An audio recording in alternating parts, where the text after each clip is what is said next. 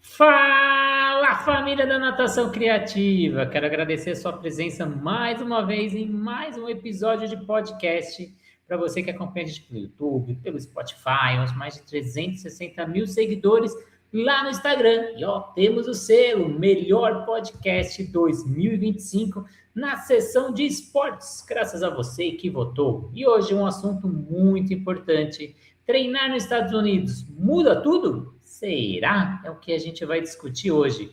Os bastidores dos swing camps, o que acelera os resultados, o que é treinar nos Estados Unidos, o que é ser treinador nos Estados Unidos. E eu vou trazer um treinador que está fazendo sucesso lá, Rodrigo Mendes. Muito obrigado pela presença, Rodrigão. Fala aí, Natão. Obrigado obrigado pela entrada, obrigado pelas palavras.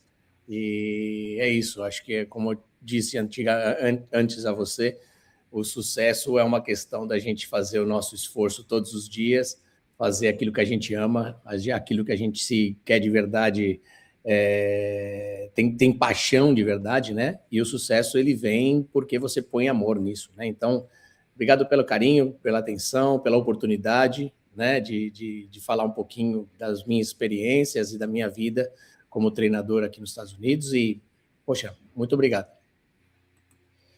E antes de entrar nesse assunto, vamos agradecer os nossos parceiros que fazem desse sonho uma realidade. A Flote. Não sei se você já imaginou o que acontece com os materiais que você descarta da natação, por exemplo, as raias de 25, 50 metros, 6, 8 raias. A Flote pensou por você. Depois de 2 anos de estudos dentro da USP, foi criado a raia Paris Bio, 100% biodegradável, pensando na sustentabilidade. O que acontece com essa raia? Agora a Flote pensou por você, está na hora de você trocar suas raias e fazer a sua parte. Pense na sustentabilidade. Plataforma Educar, com mais de 200 cursos para você estudar onde quiser, como quiser e quantas vezes quiser. Todos os cursos com certificado para você estudar no conforto da sua casa. O aplicativo da SwimTrack, que te auxilia no monitoramento do seu aluno. Faça avaliação pedagógica, aeróbica, anaeróbica, chamada, envia vídeo. Se você tem as suas avaliações, você consegue inserir dentro do aplicativo e ele vai ser o seu aplicativo, com seu logo, com seu nome, com as suas avaliações, mostrando gráfico, fazendo avaliações com os seus alunos. Sobrasa, Sociedade Brasileira de Salvamento Aquático, que visa a redução no número de casos de afogamento. Seja voluntário Sobrasa, assim como eu sou, e leve projetos para a sua região. Mais de 8 mil voluntários pelo Brasil, mais 17 ações diárias para reduzir o número de casos de afogamento. E Raizo, nova metodologia no mercado, trabalhando gamificação dentro da piscina com metade do preço dos concorrentes. Quem está chegando agora? Escreve o seu nome, escreve a sua cidade, de onde você fala. Quem quer fazer pergunta, corre para o YouTube, que a gente só vai pegar as perguntas do YouTube. Mas começando, Rodrigão, vamos começar lá pelo início. Como iniciou a natação e como você pensou nessa abertura de portas internacionais na sua carreira?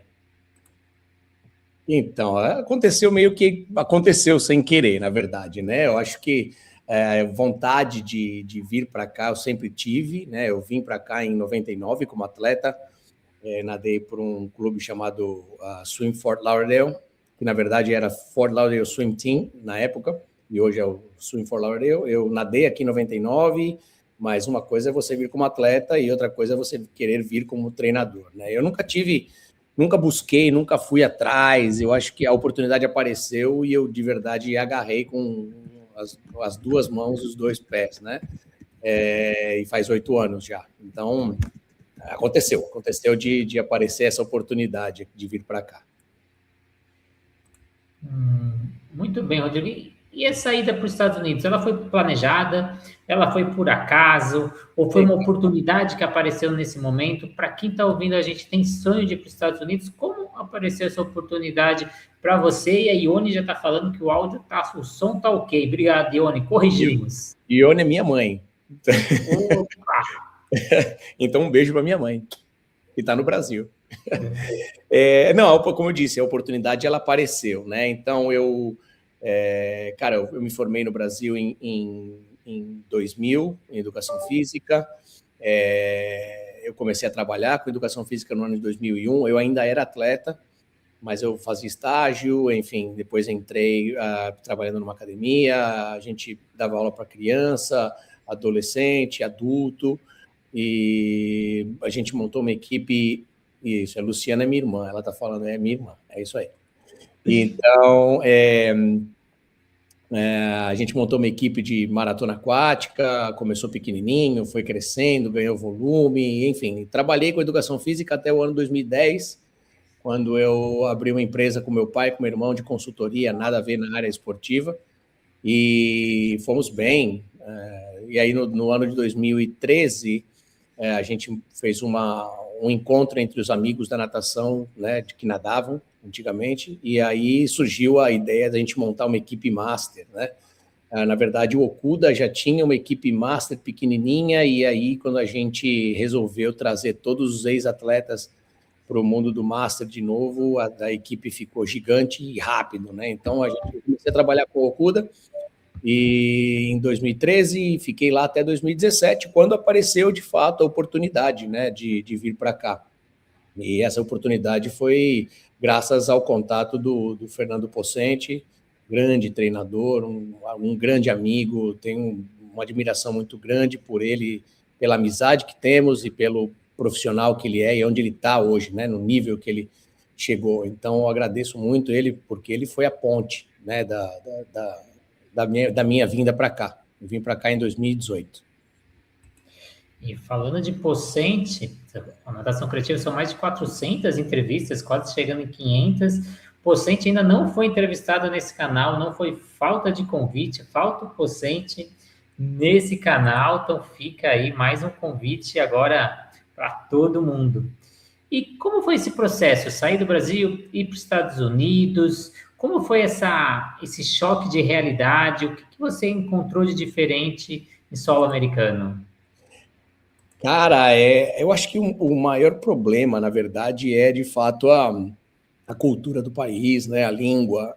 Apesar de quando eu vim para cá, eu já falava inglês, mas enfim, né? Como eu te disse, eu vim em 99 para cá como atleta, e você vem como atleta, você fala de uma maneira, e quando você vem como técnico, você tem que falar de uma outra maneira, uma outra postura, enfim.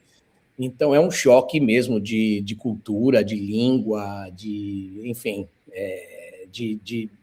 de famílias, né? As famílias, elas são diferentes, elas pensam diferente, elas têm uma intensidade maior aqui, eu acho, aqui no Brasil, apesar que eu vejo que existem bastante famílias ali, bastante envolvidas na natação, no sentido de fazerem super atletas, né? E aqui é uma briga terrível, porque os atletas, eles começam desculpa, começam no clube, e o objetivo é levar esses atletas a ter uma bolsa de estudos numa universidade, seja de divisão 1, divisão 2.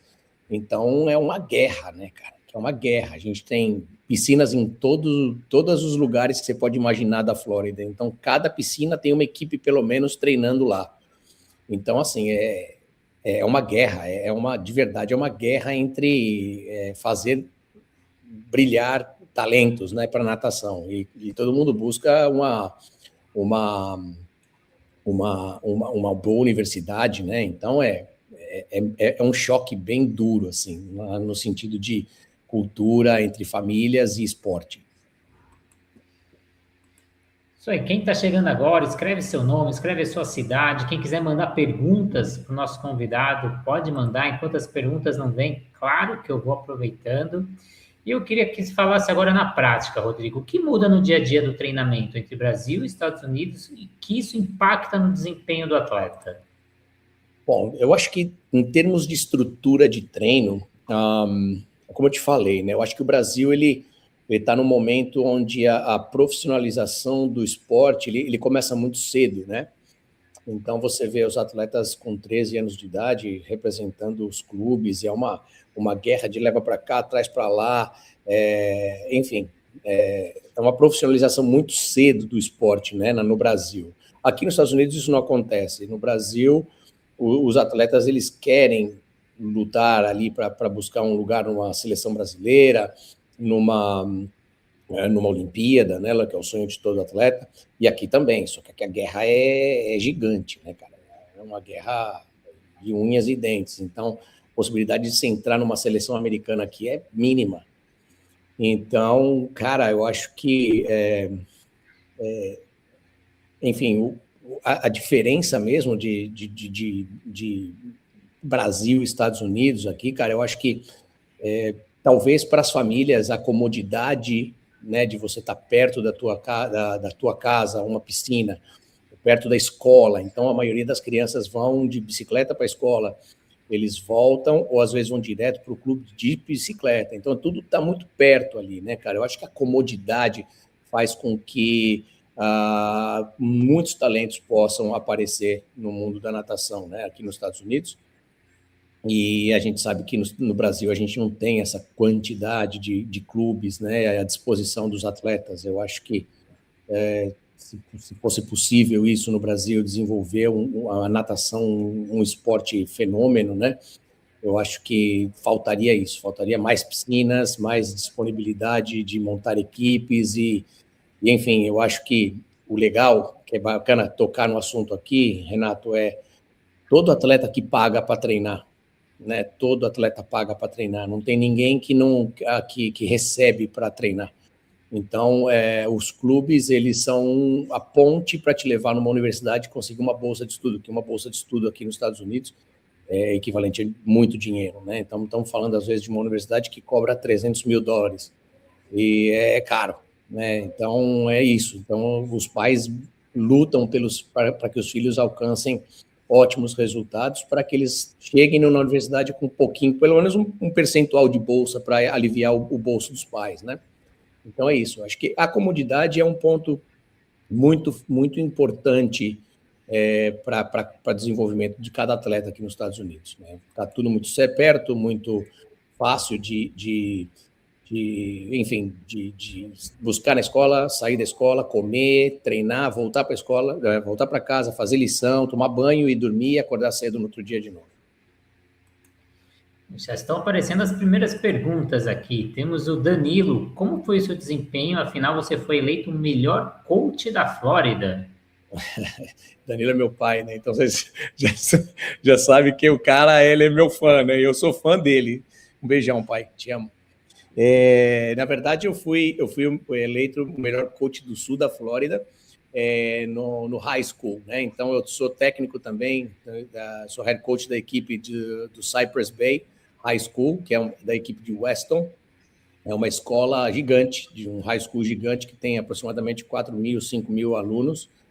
E eu sou head coach da equipe também do high school, né? Então, esse ano a gente foi muito bem nos campeonatos locais e estadual, e eu acabei sendo considerado o melhor técnico do sul da Flórida. Então, fico feliz pelo reconhecimento, afinal, é muita dedicação mesmo. Aqui as pessoas acham, é o sonho americano, né, cara? Sonho americano nada. Aqui eu trabalho 7 dias da semana, 24 horas, se possível. Então, às vezes, falta tempo para a família, falta tempo para os filhos, enfim, é uma dedicação, né? É paixão. Se você não tem paixão, não funciona. E a gente tem mais uma pergunta aqui do Marcos Sanches. Rodrigo, você tem pretensão de ir a uma Olimpíada como técnico? Isso é possível? Grande Marquito é um grande amigo também. Poxa, Marcão, um abraço para você. Cara, eu acho que é o sonho de qualquer técnico, né? Eu acho que é sim possível. Não sei se como técnico de uma seleção americana, talvez não. Para eu estar como técnico de uma seleção americana, primeiro de tudo, eu tenho que ter um clube muito bom, com atletas que vão para a seleção americana, né? Como representando os Estados Unidos na Olimpíada. Então, isso já é mais difícil.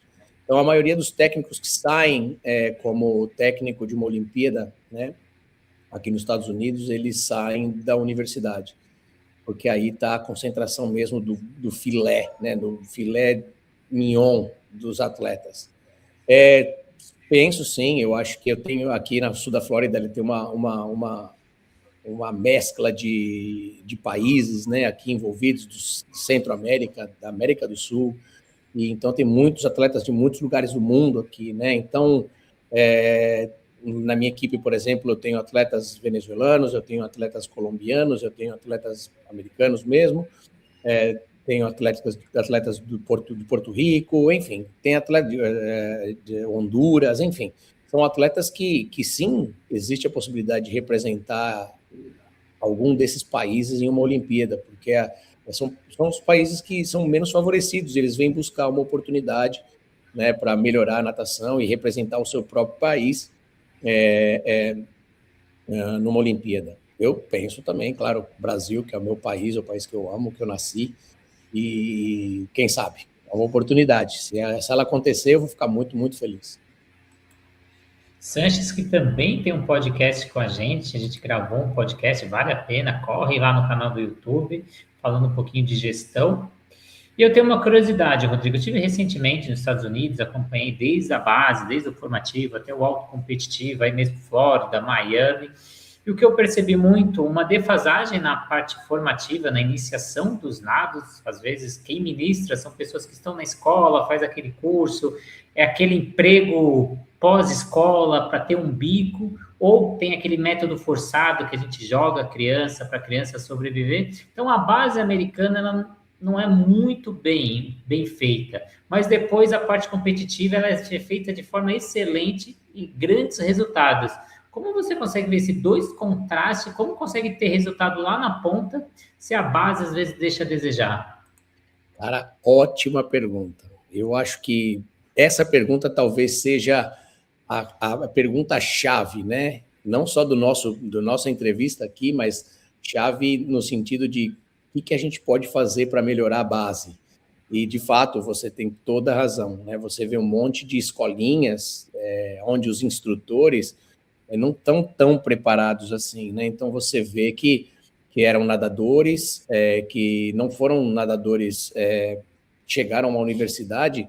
Então, eles entram na universidade e eles querem um emprego. Então, o melhor emprego que eles têm é fazer um pouquinho daquilo que eles já sabem fazer, que é a natação.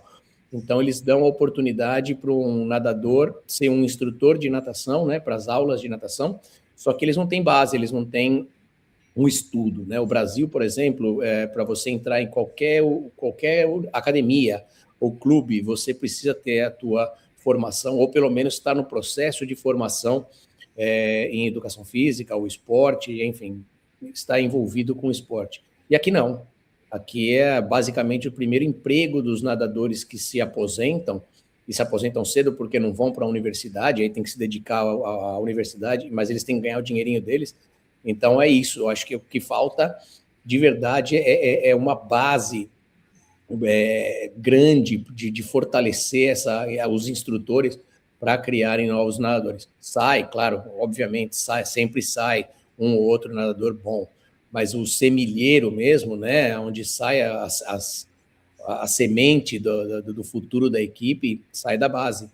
Então, cara, de verdade, onde eu estou hoje, né, no Swim Coral Springs, a gente tem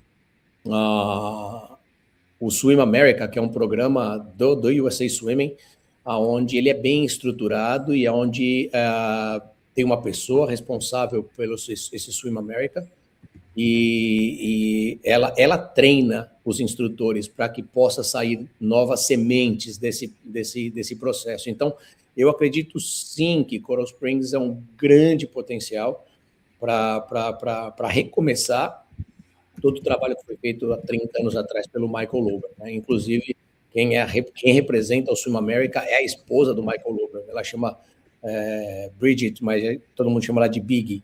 Então, ela faz um tremendo trabalho com a base e ela é a ponte, né? Então, essa semana, por exemplo, amanhã, vai ter uma competiçãozinha entre os levels do Swim America, para eles já serem apresentados ao mundo da natação competitiva, né? Onde os atletas nadam aí 25 jardas e, assim, bobeira. É mais uma coisinha que já inicia, já começa a ver quem tem futuro aí.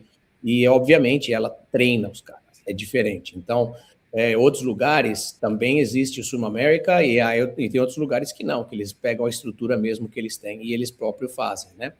Mas, cara, é um grande detalhe que falta, na verdade, em todos os lugares, não só nos Estados Unidos, mas falta em todos os lugares no mundo. E é o grande detalhe de um sucesso de uma equipe. Então, desculpa. Então, é isso. Eu acho que você tem toda a razão. A base aqui ela tem que ser muito, muito melhor trabalhada.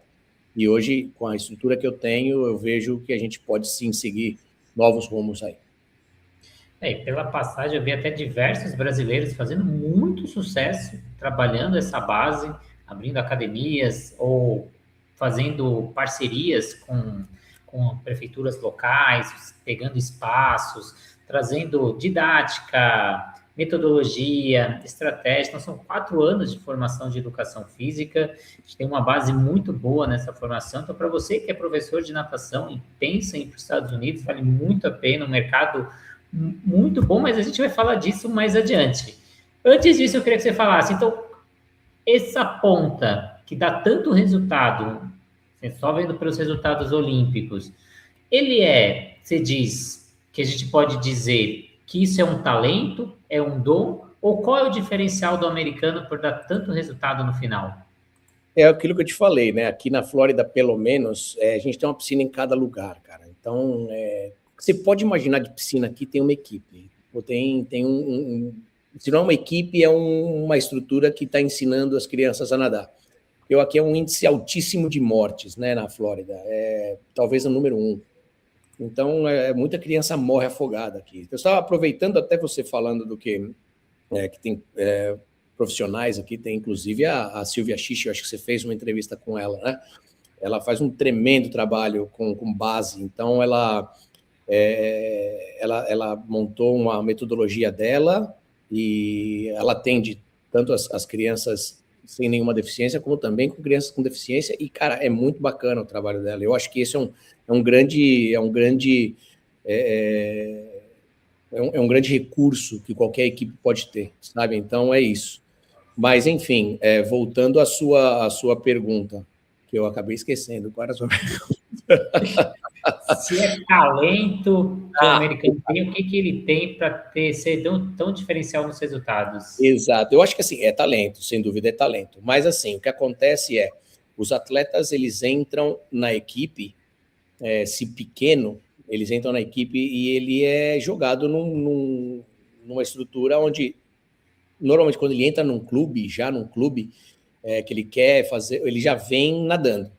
A criança já vem nadando. Normalmente nadando bem, mal, os 4 estilos, mas, enfim, ele cruza a piscina e o pai acha que ele pode ser o Michael Phelps. Então, quando vem para o clube, ele vem com esses detalhes, né? E cabe a nós estruturar para corrigir, limpar o máximo possível da técnica para que ele possa crescer e chegar numa categoria de 15 para cima, já com resultados expressivos, né? Agora, quando o atleta chega para competir, ele quer competir, ele já vem com 13, 14 anos, mas ele vem com uma base muito ruim, é um retrabalho que a gente tem que fazer, né? Então, por isso que a gente, quando divide a equipe, a gente tem que ter vários grupos, vários níveis, onde ele pode entrar num grupo mais da vertente competitiva, já com high performance, ou ainda a gente pode colocar ele num grupo onde é uma ainda adaptação, que é a ponte para passar para a equipe. Então, é isso. Cabe a nós, como head coach das equipes, né, e donos das equipes, cabe a nós estruturarmos ela de uma maneira com que eu consiga atender a todos, mas colocando cada um no devido lugar, né? Então, às vezes os pais se frustram, não, porque meu filho nada super bem, e aí ele entra na equipe, quando ele começa a ver os outros nadando, eles caem na realidade e falam, peraí, eu acho que ele está nesse lugar mesmo, e eu acho que se ele quer alguma coisa, ele vai ter que trabalhar bem duro para chegar onde chega os atletas de nível nacional, né? Então, é isso. Eu acho que o talento, ele conta muito para chegar lá na ponta, mas eu acho que ainda a base ela é muito, muito importante. Né, cara, eu concordo com você 100%. A base ela é muito, muito importante. Mas o talento, eu tenho alguns atletas na equipe, inclusive, que tem muito, muito talento. Só que eu tenho não vou citar nome, porque eu não gosto de citar nome, mas eu tenho que era um fenômeno, que era com 10 anos de idade, ele era fenômeno, e ele ganhava as competições estaduais e regionais aqui de caminhão na frente do segundo. E, cara, sempre foi muito preguiçoso. Sempre foi muito preguiçoso, e eu falei, cara, uma hora isso vai acabar, uma hora o seu talento vai acabar. E aí, a hora que todo mundo fica igual, quando todo mundo chegar nos 14, 15 anos, aí sim você vai ver a realidade de quem treina. Porque aí todo mundo tem força e todo mundo tem talento. Então, talento com força e treino sai do lugar, né? Então, é isso. Isso eu aprendi com meu pai, inclusive, né, cara? O único lugar que o talento vem antes do treinamento está no dicionário, né? E é isso mesmo. Eu acho que o treinamento ele conta muito mais do que o talento, né? O treinamento ele é fundamental. Excelente. Aí já tem o Sanches aqui com mais uma pergunta. Se mais gente tiver pergunta, pode mandar pelo YouTube. Como são as divisões do Age Group? Legal, boa pergunta, Marquinhos. Aqui em competições a gente divide, a gente chama de 10 and under, né? E também tem o Sizzler. O Sizzler é de 8 anos para baixo. Então tem os Sizzlers, aí depois a gente tem o 10 and under, né, que é a categoria entre 9 e 10 anos, mais inclusive os atletas de 7, 8, que já alcançaram índices para as competições maiores, também podem participar. Por isso que chama 10 and under, é os menores de 10 anos. Depois tem a categoria 11 e 12 anos, depois 13 e 14, e depois tem até 15 e 16, depois já é o aberto, né, é o Open.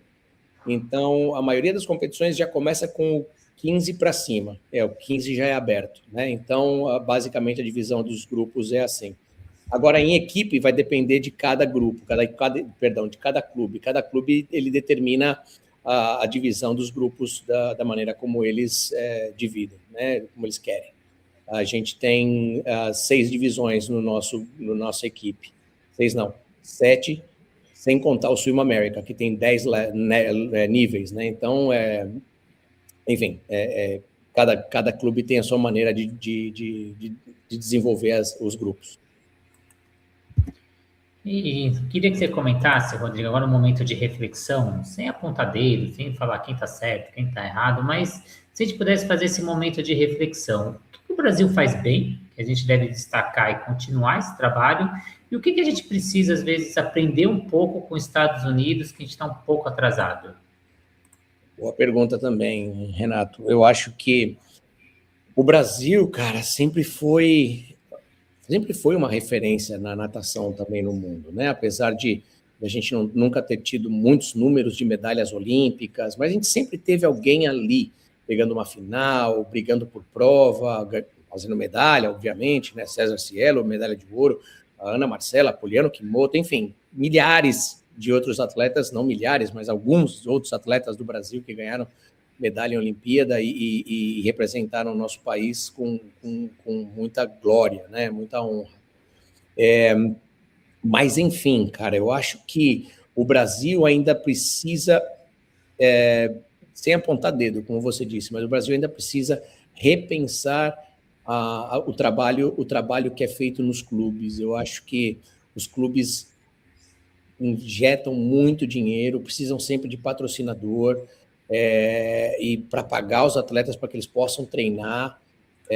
E aqui nos Estados Unidos não tem isso. Então, isso para mim foi um choque muito grande no sentido de que, cara, o cara pode ser um atleta nível olímpico, cara. Se ele está treinando no meu clube, ele vai pagar. E não muda absolutamente nada. E o atleta que vem, ele vem sabendo que ele vai pagar. Então, cara, é uma outra. Eu acho que começa tudo por aí, a gente começar mudando a cabeça dos clubes. E isso é muito difícil, né? No momento que a natação brasileira está, ela é muito difícil de ser mudada, né? Eu acho que a única forma de mudar isso seria mudando regra. A regra partindo da CBDA, né? onde, como aqui é o USA Swimming, a gente tem as regras do USA Swimming e tem que seguir as regras do USA Swimming. Uma vez que você fura essa regra e isso é descoberto, cara, acaba a tua equipe e eles não querem nem saber.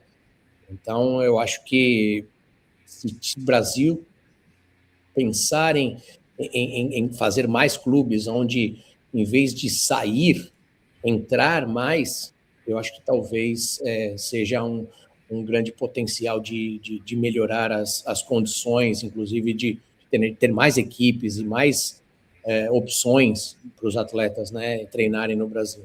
Eu acho que é isso que falta.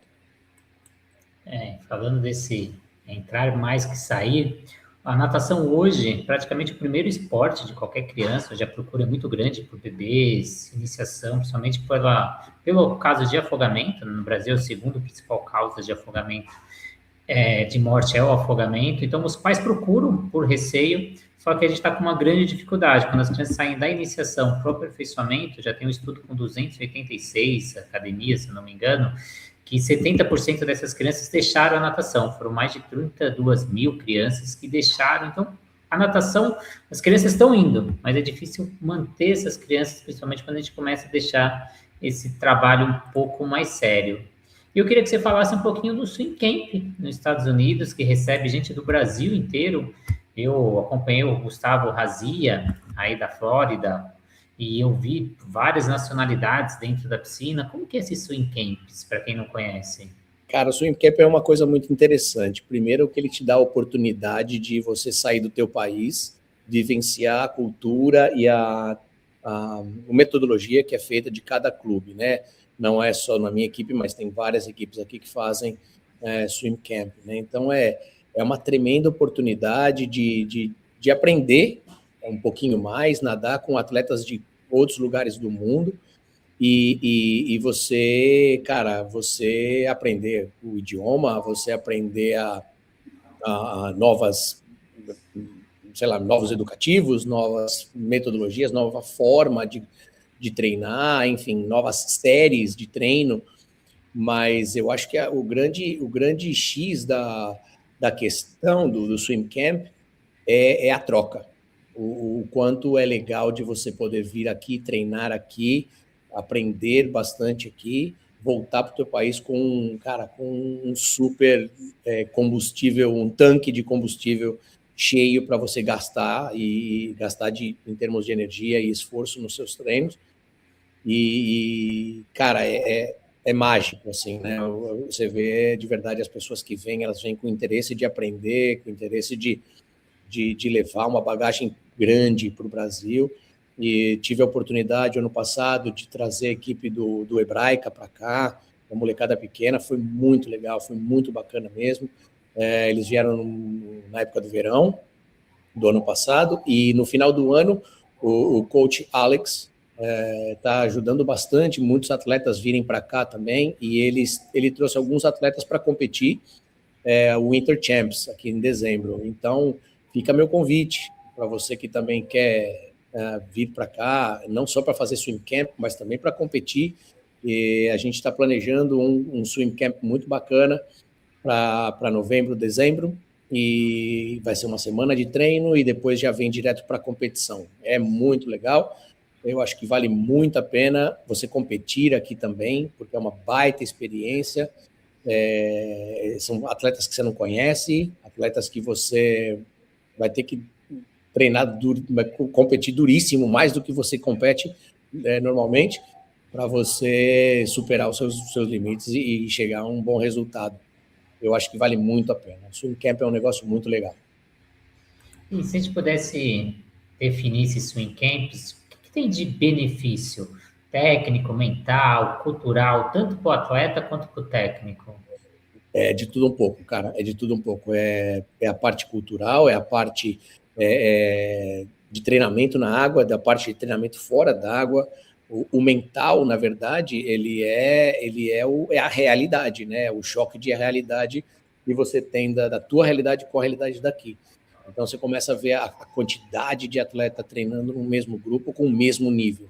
Né? Isso é de verdade um choque, assim. Então, obviamente, se você vai para os clubes grandes do Brasil, o Minas Tênis Clube, você vai para um Pinheiro, você vai para um para um Paineiras no Morumbi, onde você vê atletas, é um clube grande de renome e atletas buscam estar nessas equipes porque são equipes fortes, equipes que estão determinadas a ganhar campeonatos grandes, né? Então você vê uma quantidade maior de atletas dentro desse grupo. Por isso que eles precisam de muito mais técnicos, precisam de muito mais estrutura para poder atender e continuar dando um programa de qualidade.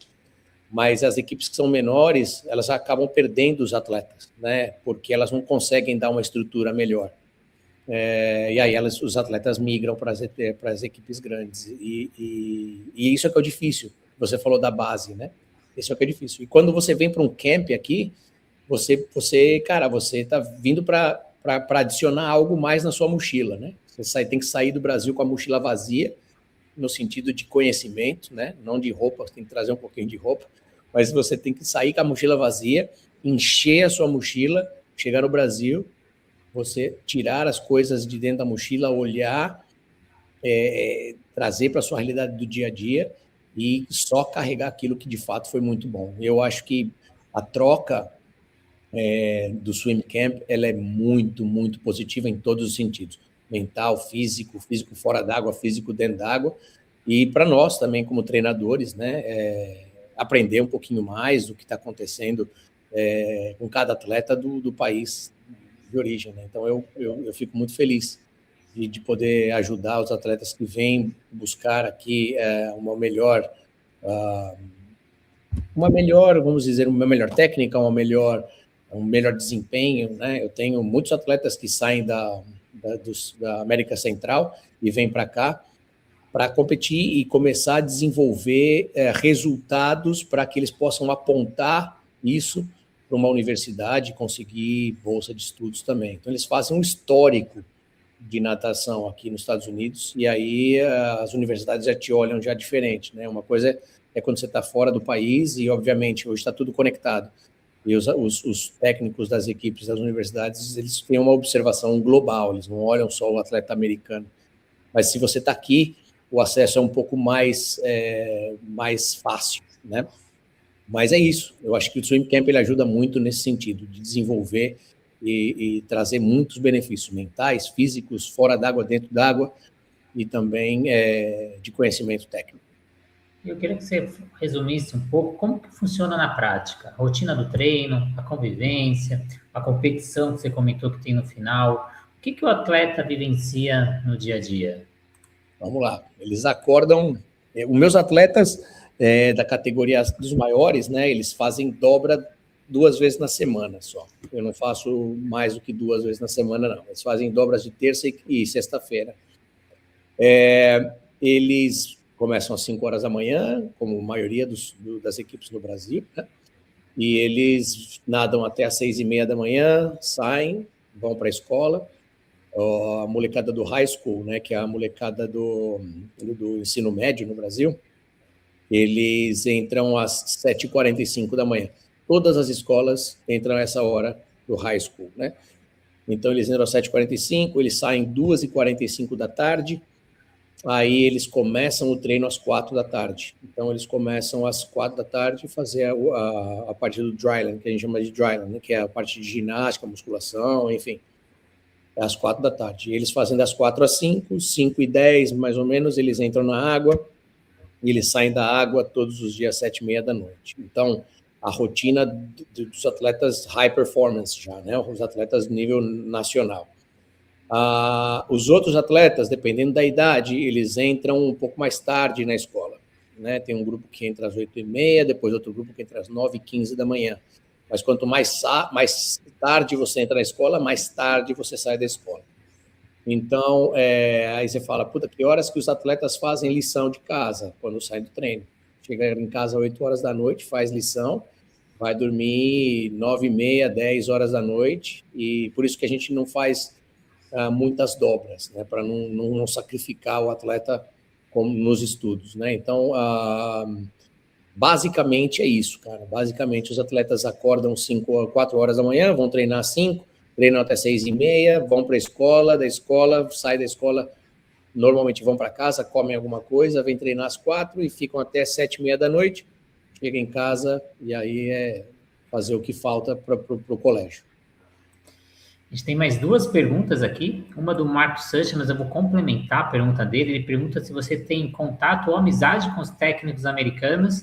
E eu vou complementar com os técnicos brasileiros, que quando eu estive aí eu percebi uma união muito forte entre vocês, tem vários nomes brasileiros. Eu queria falar dessa relação que você tem de contato com os técnicos americanos e também brasileiros. Legal, obrigado de novo pela pergunta, Marquinhos.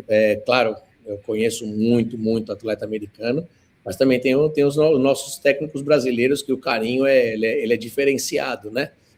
A gente, quando está junto, é muito legal, é muito gostoso, a troca é muito legal, sabe? A gente não tem um medo de que não, que vai levar meu atleta, que não, a nossa troca é muito legal.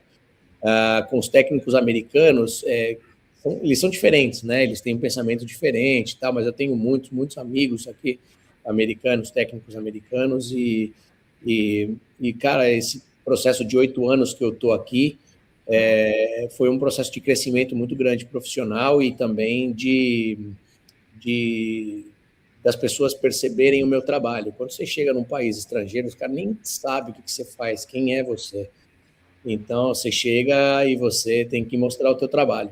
E aí, quando pouco a pouco você vai mostrando o seu trabalho, e eu tenho uma característica que é muito minha, né? Eu sou uma pessoa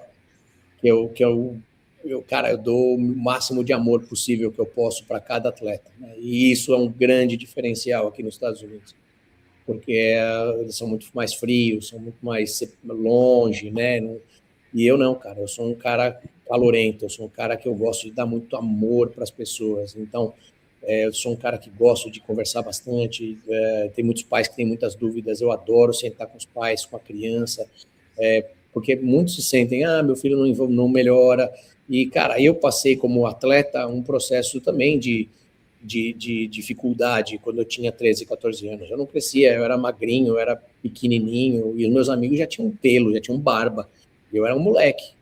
E eu aprendi isso com meu pai, né? O meu pai, ele foi uma peça muito fundamental na minha vida como nadador, né? E meu pai, eu lembro uma vez no Campeonato Brasileiro do Maurício Becking, eu treinava mais que todos os meus amigos. E aí eles eram muito mais fortes do que eu. Então eles ganharam medalha, eu não ganhei a medalha, cara. E eu fiquei, triste. Chorei pra caramba. Ele pegou minha mão, me levou no banheiro, falou, cara, olha para os teus amigos e olha para você, o que eles têm que você não tem? Aí eu olhei e falei, eles têm pelo. Falei, E meu pai falou, é verdade. Eles têm pelo e eles têm uma coisa que se chama hormônio, que você ainda não tem. Você tem que ter paciência, você tem que ter foco, continuar treinando duro, porque quando esse hormônio chegar no teu corpo, você vai crescer, você vai ficar forte igual a eles, e aí o treino vai fazer diferença. E foi incrível. Eu acho que foi um momento brilhante do meu pai, assim, né? O meu pai, um cara que eu tenho um amor, um carinho, uma referência muito grande. Ficou para me emocionar. Mas é isso. O pai é um cara importante na minha vida, assim como minha mãe também. Isso aí, ambos estão aqui ao vivo com a gente, né? Eu acho que sim. Eu não estou vendo quem está Mas eu acho que minha mãe, minha irmã também estava. Talvez meu pai esteja, não sei. Meu pai esteja trabalhando. E essa é a dificuldade, às vezes, quando a gente enfrenta esses desafios, né, de sair do seu país, então isso que a gente sente mais falta, né, ainda mais a gente que é latino, que gosta desse contato, gosta da família, então não é uma coisa fácil. A gente tem uma pergunta aqui também do Bill, que ele está perguntando, atletas na faixa de 15 a 18 anos precisam ter qual nível técnico para conseguir treinar aí? Como eu falei, obrigado pela pergunta, Bill. Como eu falei, vai depender de fato que nível que ele está, né? Porque chega atleta na equipe que porra, o cara já chega com um nível, o cara vem do Brasil, o cara já vem com bagagem de campeonato sul-americano, o cara já vem com bagagem de representar o Brasil ou tá com um nível alto, né, em termos de posição no ranking. E aí, cara, eles entram já basicamente no national level aqui. Então, não tem como dar um passo para trás, falar, fica aí, vê se você gosta e a gente muda para cá. E também vai depender de cada um, vai depender de cada nível que cada atleta entra. Então, eu tenho atleta que vem de outros clubes querendo entrar no national level, mas eles não estão, eles não estão dentro do time standard que a gente fala aqui, os standards, né? Que como fala isso? Até esqueci.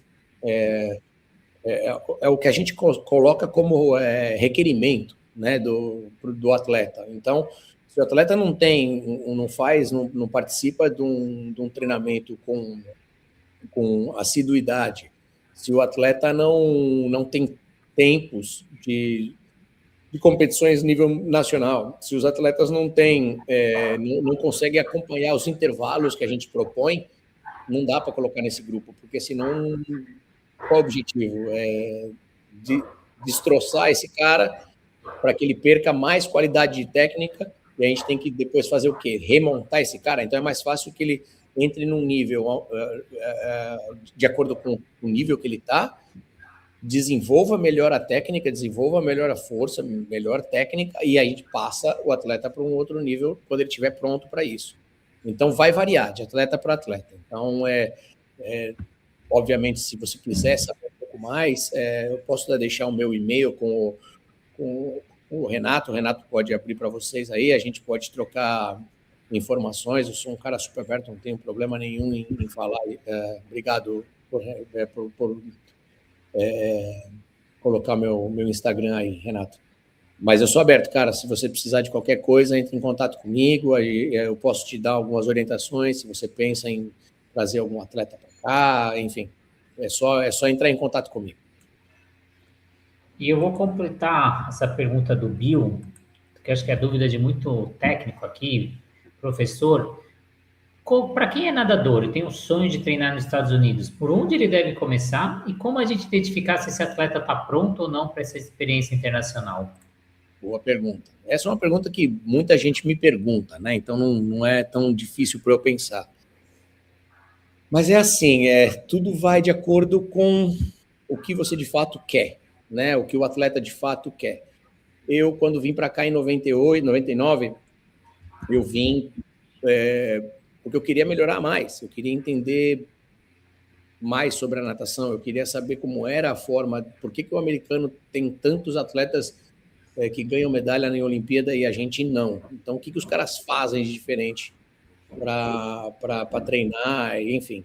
Eu acho que tudo vai de acordo, Renato, com a vontade que você quer. E, obviamente, o que a gente faz, eu como técnico, e a pessoa às vezes quer vir para cá e tal, eu faço uma análise básica de tempos mesmo, né? Não de ranking, mas de tempo. Então, eu faço uma análise comparativa de tempos do que os atletas fazem no Brasil e o que fazem aqui. Obviamente, os tempos no Brasil são piscina metros e aqui são piscina de jardas, né? A maioria do ano a gente fica em piscinas de jardas aqui. Aí eu tenho que fazer uma comparação de tempos entre os atletas. É assim, piscina longa, piscina curta. E quando as pessoas buscam para vir para cá e elas falam, não, eu quero que meu filho entre numa universidade na UF, né, na Universidade da Flórida, que é onde está os cabeças grandes da seleção olímpica, né? Eles falam, peraí, então vamos colocar não é falando que não vai dar, não, mas é que a chance de entrar nessa universidade é muito menor. Então, é isso, cara. O critério mesmo é tempo, é uma realidade. Eu não gosto de mentir, mas também não posso chegar ao ponto de falar, não, dá. Né? E se não dá, eu tenho que falar, olha, vai dar trabalho pra caramba, mas dá. Ou eu acho que talvez não seja essa a melhor opção. Então, eu sou muito sincero, né? Acho que na minha parte eu sou uma pessoa muito sincera. Se eu vejo que sim, dá para fazer, a gente, né, encara e a gente busca o melhor caminho. E nem sempre o melhor caminho é vir treinar comigo. Às vezes o melhor caminho é levar um atleta para um high school que tem toda a estrutura de estudo e treinamento ao mesmo tempo e que vai ser uma baita ponte aí, né? Então, eu acho que eu sou um cara sincero. Eu acho que o que dá para fazer, a gente faz. O que não dá para fazer, a gente tem que ser sincero, né? Eu acho que o melhor de tudo é dizer a verdade e às vezes colocar o pé no chão e falar, opa, peraí, deixa eu ver minha realidade. Mas eu sempre gosto de mostrar número, eu não gosto de de falar da minha opinião, eu gosto de mostrar número. Então, se o atleta é fenômeno no Brasil ou em qualquer lugar do mundo, e aí comparado com aqui, eu também tenho que comparar. Falar, cara, você está bem acima da média e a chance de você entrar numa universidade com divisão 1 ou 2, com 100% de bolsa é grande. E assim, e aí a partir disso a gente desenvolve o trabalho. Muito bem, Rodrigo. Tem uma pergunta aqui, não sei se não é da sua área, mas é uma pergunta muito boa, que eu sempre tive dúvida, eu nunca fiz para ninguém. Essa pergunta é inédita aqui na Natação Criativa, o Jonas Roque. Eu tinha um projeto social que atendia 100 deficientes aqui no Brasil, até por isso na entrevista com a Silvia, quando eu fui para os Estados Unidos, que o Jonas pergunta, que ele é técnico do meio paralímpico no Brasil, o que você vê de diferente no Paralímpico aí nos Estados Unidos?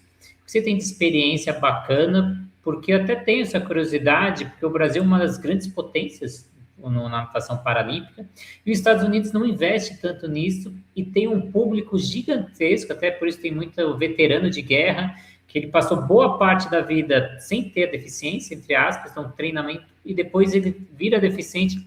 E eu não vejo porque os Estados Unidos não é grande potência no Paralímpico. Eu tenho sim uma resposta para você, não sei se estou 100% correto nessa resposta, mas o americano, ele tem essa visão do super status, né, da super referência, né?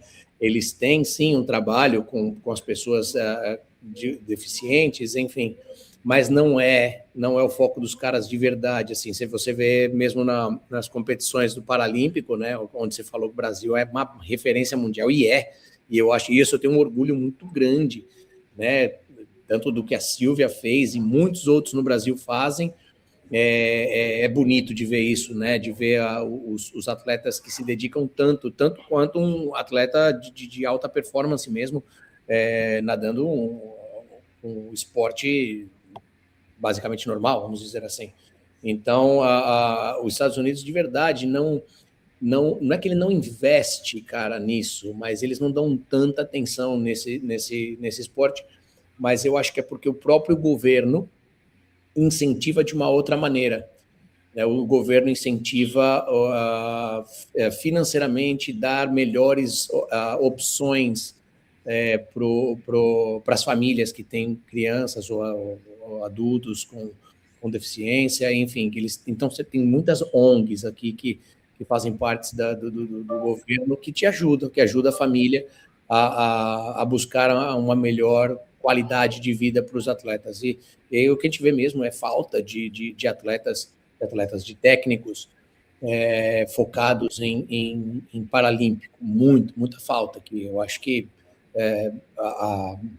talvez tenha conversado com a Silvia Xixi, ela pode ter falado mais, porque ela tem um entendimento muito maior. Mas as competições paralímpicas aqui, elas não têm uma quantidade de atleta que tem no Brasil. Não tem. Né? Os pais buscam isso, mas não é o foco número 1 dos pais também, não. Buscar ser atletas olímpicos, medalhistas olímpicos, paralímpicos. Eu acho que é um pouco do que o governo faz pelas famílias e um pouco do que as famílias têm de, não sei se receio, se preconceito, não sei, mas é isso. De fato, é uma ótima pergunta. Eu não vejo um trabalho muito bem feito, não, aqui, nos termos de Paralímpico. Então, para o Jonas, que está chegando aí, uma boa oportunidade, e até para o Jonas e outros técnicos, que a gente só falou do nadador, os técnicos brasileiros que sonham em trabalhar nos Estados Unidos, quais são os passos reais que eles têm que tomar e quais são os erros que eles precisam evitar? Faz de novo a pergunta, porque eu tenho um bebezinho aqui. Não tem problema, não. E ele acabou de acordar. E a minha esposa está aqui assim, ó. Não, mas tranquilo. Vamos lá. Faz a pergunta de novo. Eu queria que você falasse para os técnicos brasileiros que sonham em trabalhar nos Estados Unidos. Quais são os passos reais e os erros que eles precisam evitar? Para trabalhar aqui. Então, os técnicos que têm vontade de vir para cá, eu acho assim, tem possibilidade para todo mundo. Eu acho que você tem que, primeiro de tudo, para poder vir para cá e te darem uma permissão de trabalho, né? Você ter enfim, uma liberdade de trabalho aqui, você tem que ter feito algo importante no Brasil, no esporte, que te possa trazer para cá e você tem uma permissão de trabalhar e desenvolver o seu trabalho, né? Então, o passo número 1 é isso, algo muito importante que você fez e que você possa vir para cá e possa trabalhar. A partir do momento que você tem essa liberdade de trabalhar aqui, aí o mundo é grande. Aí, cara, aí a chance de você entrar em qualquer clube, pode ser pequenininho, e você montar um clube próprio teu, inclusive, também é bem possível. Óbvio, quando você entra num clube, você já tem uma estrutura. Você só segue a estrutura e você se desenvolve e vai fazendo o seu caminho. Quando você monta uma equipe, você tem que montar uma estrutura, como a Silvia fez. Ela montou uma metodologia e começou a fazer a própria equipe dela, né? Que também é um outro caminho muito bonito a ser feito, só que é um trabalho muito mais cansativo, muito mais trabalhoso. Mas o que eu falo para os técnicos se eles de verdade querem vir para cá, como técnico, e se ele já é técnico no Brasil, se tem alguma resposta já muito positiva de algum atleta, eu acho que é possível sim, apesar de que não vai depender da minha aprovação, e sim do governo tem que aprovar se você tem a quantidade de méritos profissionais ou como atleta de vir para cá e você poder trabalhar e você desenvolver o seu conhecimento. Mas não sei se foi essa a pergunta que você queria mais ou menos saber da minha resposta, mas eu acho que é isso. As dificuldades mesmo, elas são grandes. As dificuldades de você entrar aqui e começar a trabalhar, elas são grandes. Os passos não são fáceis, né? Eu acho que você tem que sempre buscar uma orientação de onde começar no Brasil, que passos tomar, e muitos advogados de imigração que podem ajudar vocês nisso, para ver se vocês, os atletas ou técnicos, se é aplicável, né, para algum visto aqui nos Estados Unidos, para poder ingressar no mercado e começar a trabalhar. Muito bem. Então, acho que é uma... Isso, pergunta?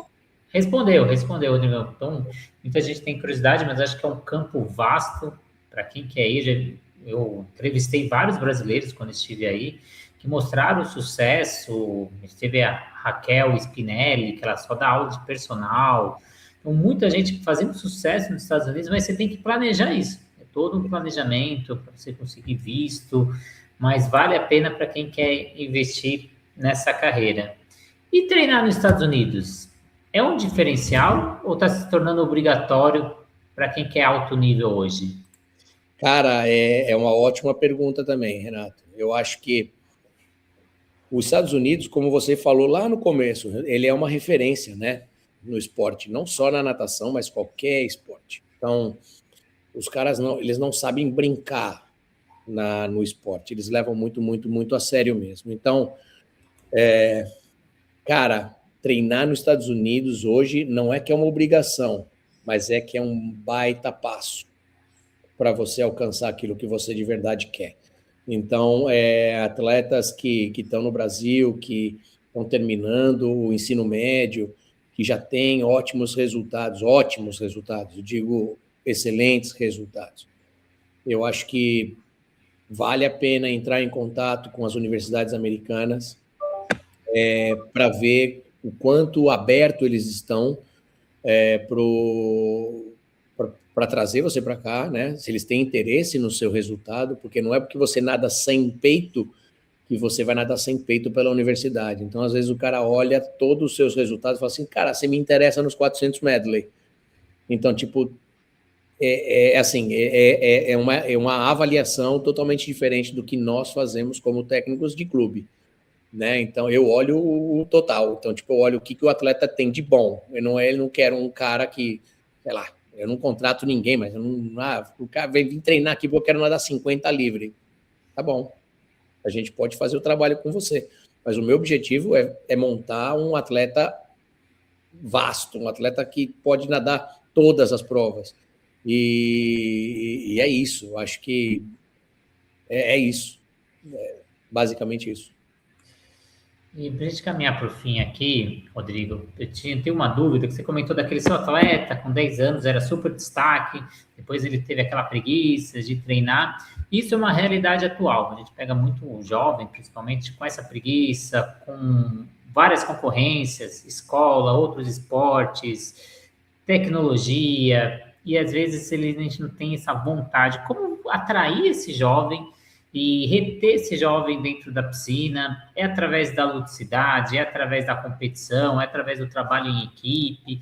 O que vocês fazem para manter esses jovens, que, como eu disse, aqui no Brasil, a gente está com uma dificuldade muito grande de manter o jovem engajado na natação? Então, eu acho que é de tudo um pouco, mas eu acho que isso vem muito dentro de casa também, né? Esse meu atleta, ele tem 2 irmãos, ele era o mais novo, e eu acho que o foco maior dessa família estava no irmão mais velho. E os outros vinham de bagagem com o mais velho, né? Então, o mais velho era um nadador ok, mas ele era super inteligente. Então, os pais investiram muito no primeiro filho, e os outros 2 filhos vieram na bagagem. Quando esse atleta, que já não virou mais atleta, ele foi para a universidade, uma das melhores universidades dos Estados Unidos, ele super genial, moleque inteligentíssimo. Ele parou de nadar e foi para a universidade, os pais pararam de dar atenção para os 2 outros, no sentido de esporte, né? Então, foi difícil, os pais meio que abriram mão, assim, de dar todo o esforço possível para fazer acontecer. Óbvio, é uma família muito bem sucedida financeiramente, tem todas as condições de manter os atletas onde eles quiserem, levar para onde qualquer universidade do mundo, mas eu acho que faltou um pouco de ser pai, né, e não ser treinador, porque tem muito pai treinador, né, do atleta. Então, tipo, tem que fazer isso, tem que fazer aquilo. Então, acho que faltou um pouco da mão dos pais nesse sentido aí, viu, Renato? Não foi... não, eu digo, obviamente, claro que o programa que a gente cria dentro da natação, do programa do clube, ele é um programa onde você tem que sempre olhar para onde eu vou para o próximo passo. Qual é o próximo passo? Puta, eu quero fazer parte daquele grupo. E aí tem todo um trabalho a ser feito, um trabalho de ludicidade, um trabalho mental, um trabalho físico. Então, assim, é um esporte, natação é um esporte muito, cara, tedioso, né? É tédio. Você entra na água, você é a água, cara. Você olhando para o azulejo, você olhando para a linha no fundo da piscina, você com você mesmo. E você só tem contato com alguém quando você toca a mão na parede. Aí você conversa, aí você bate um papo, faz uma brincadeira e tal. Então, cabe nós, técnicos, sermos ao mesmo tempo duros, mas ao mesmo tempo, puta, amigo, pai, psicólogo. Cara, a gente é um pouco de tudo, né? Então, como eu te falei, eu acho que o grande diferencial do meu trabalho aqui nos Estados Unidos é que eu não sou um técnico duro que só quer saber de resultado, não. Óbvio, né, o resultado ele é importantíssimo, mas eu acho que o atleta em si, como ser humano, ele é muito mais importante. Então, a natação vai levar muitos atletas para a universidade, mas muitos também não vão para a universidade. Mas o que eu posso fazer para melhorar o ser humano, fazer com que o ser humano seja melhor, o que ele aprenda comigo na natação, ele pode levar para o resto da vida, que é disciplina, é o compromisso, é a responsabilidade, ou seja, colocar metas para a vida e buscar e sentir dor e levantar, sacudir a poeira e vamos embora, sabe, resiliência. Então é isso que eu acho que a natação é bonita, né? O esporte em si é bonito.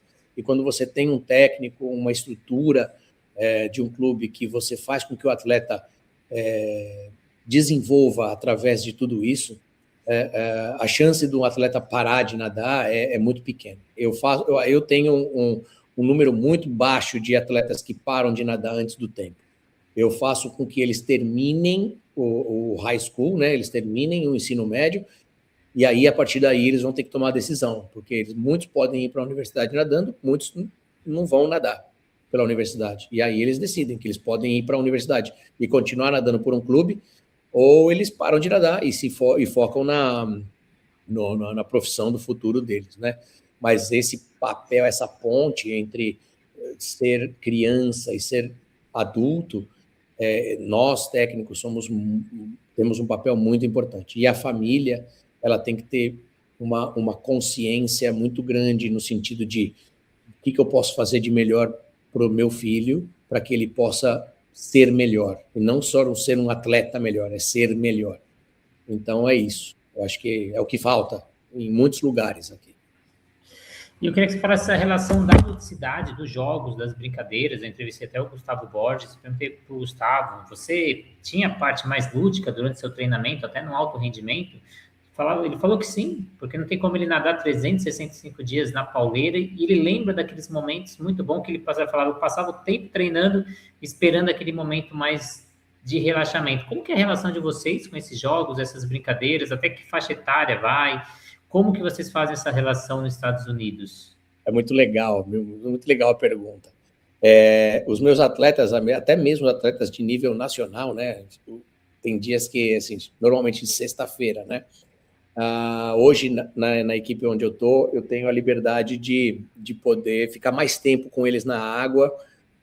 Eu sou o head coach da equipe, eu tenho que ter uma visão global do grupo, mas o grupo que eu dou treino é o National Grupo, né? É o grupo de nível nacional. E eles, de sexta-feira, o que eu tenho feito com eles? Normalmente, o meu treino de sábado é o mais maluco possível, no sentido de esforço, de intensidade. Eles sabem disso. Eles já esperam o sábado para isso, né? Então, é impressionante a quantidade de atleta que não falta. Então, no sábado assim, eu acho que eu tenho 100% de atendimento, vamos dizer assim. Os atletas vão para o treino, 100%, porque eles sabem que sábado é um treino muito, muito, muito importante. E na sexta-feira, eu faço análise abaixo d'água, né? Análise biomecânica de vídeo. E eles esperam por isso, porque eles querem saber. E aí eu faço parte lúdica nisso também. Então, eu não faço só técnica do nado, eu faço uma brincadeira com eles, por exemplo, do submerso. Vão ver quantas, fazendo vídeo, inclusive, né? Quantas pernadas cada um faz, de um tal espaço a tal outro espaço, de diversas posições. Então, tipo, eles esperam um momento lúdico também, né? E até eles são muito competitivos. O atleta, quando chega no nível nacional, ele é um atleta muito competitivo. E aí, que tipo de brincadeira eles gostam de fazer? Revezamento. Eles gostam de competir.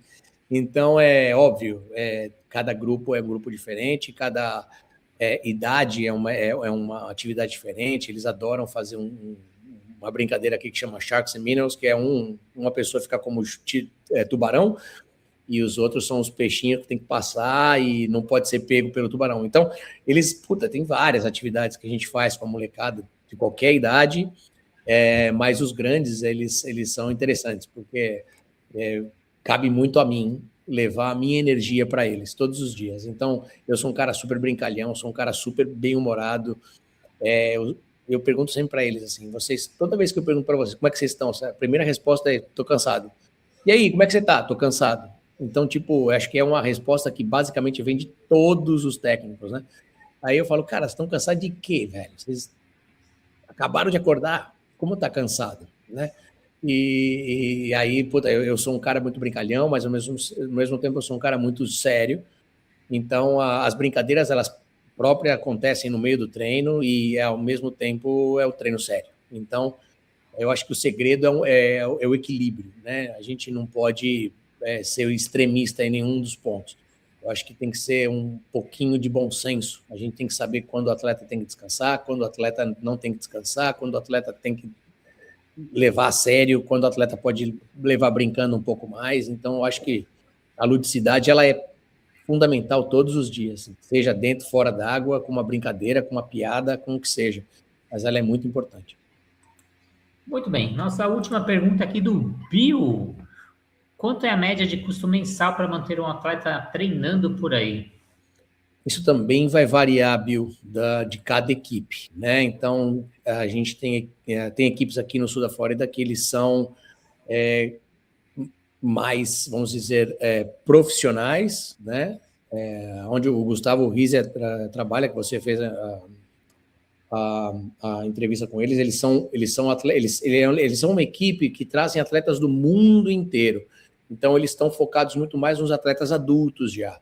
Então, aí eles dão uma estrutura totalmente diferente de treinamento, totalmente de vida.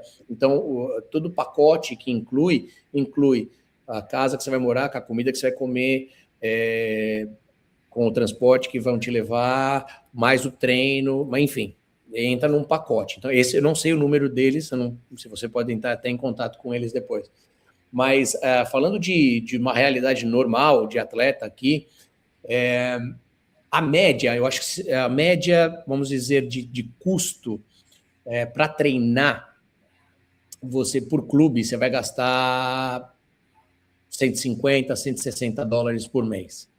Isso é a mensalidade para treinar todos os dias, né? A média, tá? Você pode ver de 120, você pode ver de 200, mas a média, acho que você vai ver de $160 para treinar por mês. Mas, se você quiser trazer um atleta para treinar nos Estados Unidos, aí você tem que pensar, ele vai ter que morar em um lugar, ele vai ter gasto com um aluguel, seja de um quarto, de alguma família, mais comida, mais, enfim.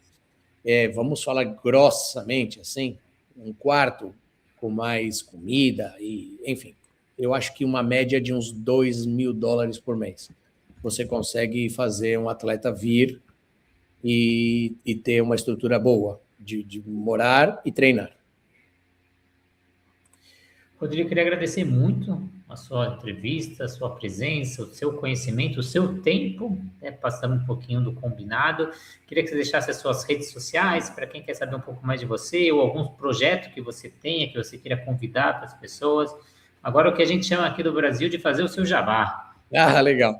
Não, como eu já tinha falado, né, durante a nossa entrevista, eu estou desenvolvendo alguns trabalhos de swim camp, estou fazendo o trabalho de clínica de natação. Então, agora no verão, a partir do dia 10 de junho até o dia 2 de julho, toda quarta-feira vou dar uma clínica, e cada quarta-feira é um estilo diferente. Então, o foco vai ser em todos os aspectos, de underwater, né, que é de submerso, saída, virada, chegada, técnica de nado e velocidade. Muita gente busca velocidade, uma vez que as provas de 50 foram incluídas no calendário olímpico, né? Então, o foco vai ser velocidade. Todo mundo busca velocidade. Então, essas são as clínicas que eu estou fazendo. A gente vai fazer swim camps. Obrigado, Bill. Obrigado, swim camp, mais para o final do ano. Agora, para o verão, ele é um pouco complexo fazer, por questão do tempo aqui, né? Então, aqui na Flórida, a gente pode fazer um swim camp no meio tem que parar, porque tem raio, tem vindo um furacão, e a gente tem receio disso. Então, a gente não faz, basicamente, um swim camp com natação para o mês de junho e julho. Faz sim, mas não no meu caso, né? Então, eu preferi evitar o swim camp em julho e junho e fazer clínicas de natação. E aí, o swim camp fazer mais para o final do ano, com foco no Winter Champs, que é uma competição muito legal de vir. Então, de novo, se você tiver interesse, pode falar diretamente com o coach Alex, que ele está organizando tudo isso. Vocês vão ser muito bem-vindos aqui, e eu vou dar o máximo do meu carinho, do meu amor por você e pela natação. Muito bem. Coach Alex é outro que ainda não passou por esse podcast. Então, mais um convite aqui, aberto o Cielde, por favor. Mais um nome. Então, agradecer a presença de todo mundo. Ione, Marcos, Sanches, o Bill também com podcast na Natação Criativa.